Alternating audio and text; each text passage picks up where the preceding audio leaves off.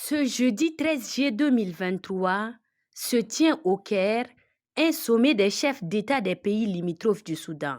À la veille de l'ouverture des travaux qui verra la participation des chefs d'État de 7 pays que sont l'Égypte, le Tchad, la Libye, la Centrafrique, le Soudan du Sud, l'Éthiopie et l'Érythrée, l'avion ayant à son bord le président de transition, président de la République, chef de l'État, général Mohamed Idriss Déby Itno, foule le sol de l'aéroport international du Caire, capitale de la République arabe d'Égypte. Sur le tarmac pour accueillir le chef de l'État se trouvait le ministre égyptien du tourisme et de l'Antiquité, Ahmed Issa, l'ambassadeur extraordinaire et plénipotentiaire du Tchad auprès de la République arabe d'Égypte, Chonaï Hassan Elimi, ainsi que le personnel de la représentation diplomatique tchadienne en terre égyptienne.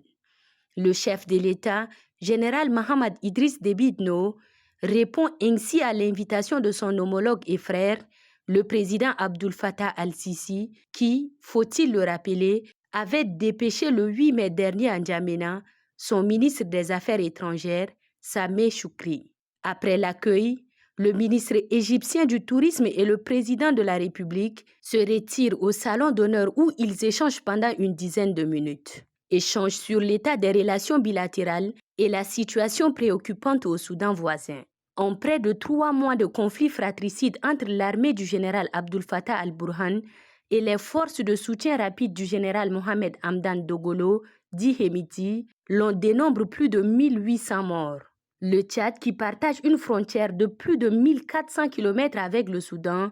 est également frappé de plein fouet par ces affrontements meurtriers ayant causé un afflux massif des réfugiés soudanais sur son sol, plus précisément à sa frontière est. Le sommet des chefs d'État des pays limitrophes du Soudan, duquel le Tchad et les autres pays voisins attendent des solutions concrètes pour une issue à cette guerre soudano-soudanaise, va se dérouler avec la pleine participation du président de la République, général Mohamed Idriss Déby Itno,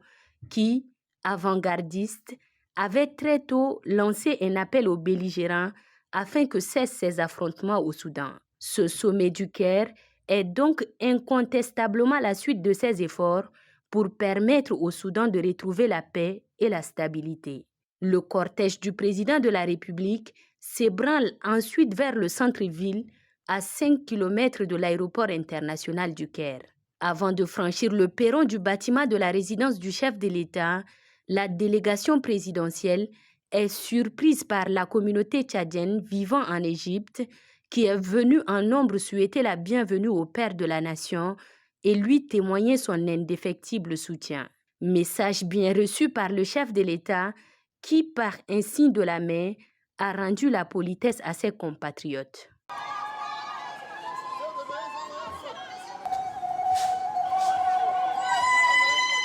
Le président de transition, général Mohamed Idriss Déby Itno, est accompagné dans ce déplacement du ministre des Armées, des anciens combattants et victimes de guerre, Daoud Yahya Brahim, et de quelques-uns de ses proches collaborateurs.